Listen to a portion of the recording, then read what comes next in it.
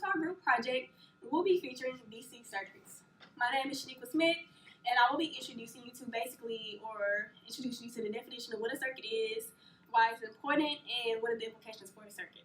So basically, a circuit is connection between conducting paths and a source, or we can basically say a path where circuits or electric currents can flow. Circuits are important because it's the basic parts of most of our electronic devices.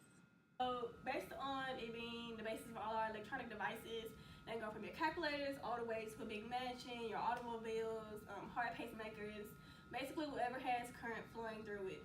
They also carry useful energy, and they are used as a measurement device in a lot of STEM fields. Okay. When you think of a circuit, think of as your circulatory system. So your circulatory system has oxygen and blood that flows through it, that carries energy and the things that you use to make your body go. Well, the circuit is like the circulatory system for a device or electronic device. It carries energy and currents to the device to make it go, to produce energy. It just brings your device to life. So that's the basis of what a circuit is. We do have different parts of a circuit. So I'm going to let the rest of my colleagues introduce you to those, and then that's it. I guess let's get started. Hi, my name is NNEKA, and I'm going to be talking about resistors. So resistors are used in electronic devices to impede the flow of current. So the higher the resistance, the less current for a given voltage.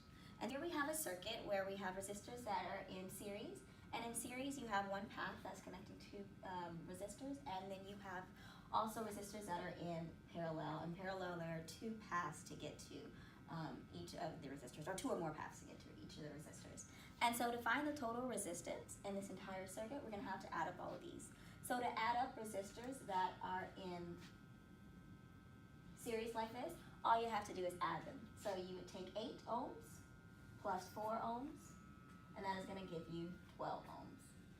And for resistors that are like this, which are in series, you're going to take the inverse of it. So you're going to take 1 over 15 plus 1 over 18, and then you're going to take the inverse of whatever you get, and that is going to be your answer. And so the answer to that is 8.1818 ohms. Another concatenation or addition that we can do of this circuit right now is these two, which are in parallel. And so you would again take 1 over 5 plus 1 over 5 and take the inverse of that, and you're going to get 2.5 ohms. And so once we've done that, we can simplify all of this and make it into a much more simpler circuit that looks like this. And so again, we can go ahead and add up some resistors. So these two resistors are in series.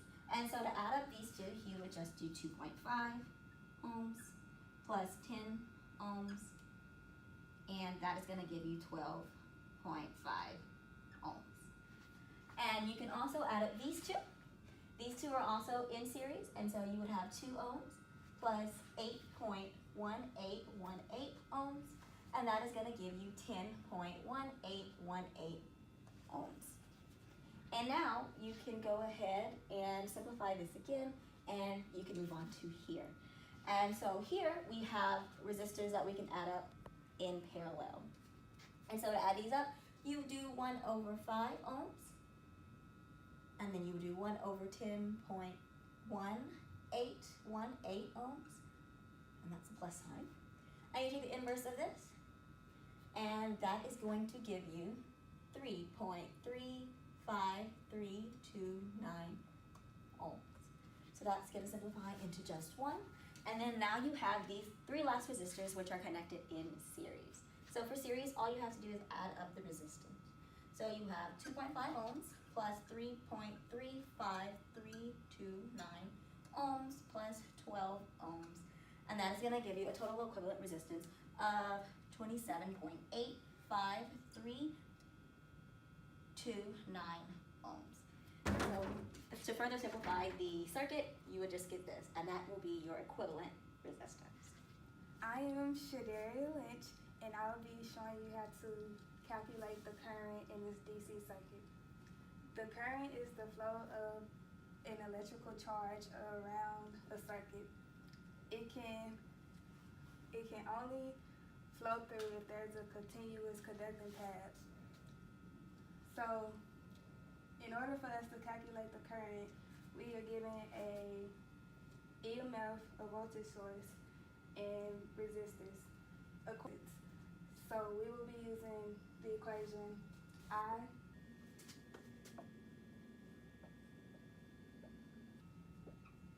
is equal to your EMF over R equivalent, which we have found earlier. So our I will be equal to 20V over 27.85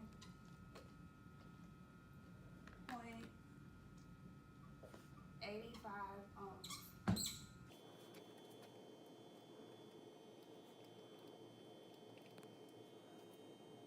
And that would give us 0.718 amps, because the units for your current is coulombs over seconds, which is also known as your amp. Hi, my name is ASJA Jackson, and I'll be explaining to you the voltage that's going to be calculated in this circuit. Voltage, or the potential difference, or the difference in potential, is when the electricity force does positive work on a charge, the kinetic energy increases and the potential energy decreases. The units for voltage is basically joules per coulomb, but for this DC capacitor, we're going to use the equation V is equal to I times R equivalent, which was calculated previously by my colleagues. So we already so to calculate the voltage of this DC circuit, my colleagues found R equivalent and I, and the units for volts is joules per coulomb. But in this equation, to fit this circuit, we're going to use V equals I times R equivalent. And so our I was given to us, well, not given, but solved. It was 0.718 amps times 27.85. And when we put that in our calculator, we get a voltage of 19.999 volts. So now that we've calculated everything, I know you're wondering, what's the importance to me? What is the base goal? So the base goal for a circuit, as you know, is in basically all of your electronic devices. It's going to give you power. It's going to give you power, energy, and eventually the cost of what all of this being produced is costing you. So we have power, which is equal to our calculated current times our voltage, which gives us units of watts. So we calculate it to be 0.014353 kilowatts, because most of energy is shown as kilowatts. Then the energy that we've made, or that's being produced from that power, is equal to P times T. So we've modeled ours after a house, how much energy is being produced in a house within 24 hours. So we say our power times 24 hours, which gives us 0.3444772 kilowatts. Now we get to the main part, cost, which is energy times the rate. Average cost in Texas is 10.98 cents per kilowatt. We have a rounded number of 0.34 energy kilowatt hours. Then we have 10.986, which eventually gives us $3.73 total cost for this circuit, without giving voltage, not giving resistance, not giving current. So in conclusion, we were able to calculate the total resistance in a circuit. Also, with the resistance, we was able to calculate the voltage, which was, if we were around, which is fairly close to the EMF that was given in the circuit, which was 20 volts, so that's also a good thing. And we were also able to calculate the current, which gave us 0.718 amps. So we hope that we gave you a great introduction to DC circuits, as you can see through all of our work. Thank you for joining us. My name is CHANIQUAH Smith. SHADARIA LYNCH. I'm ASJA Jackson. I'm NNEKA. Bye.